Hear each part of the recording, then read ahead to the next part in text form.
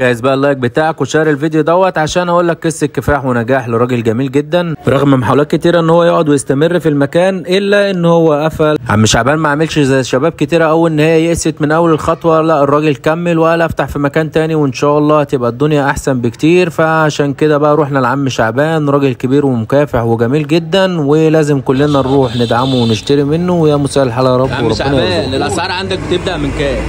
يعني عندي اقل اسعار في اسال في شبرا الخيمه كلها تلاقيني انا اقل اسعار الحمد لله وانضف شغل الحمد لله، مش بالشهاده انا تمام. الزبون هو اللي بيقول. يعني الكولومب بكام مثلا؟ يعني عندي الكولومب ب 300 هتلاقيه في مكان تاني ب 700. تمام.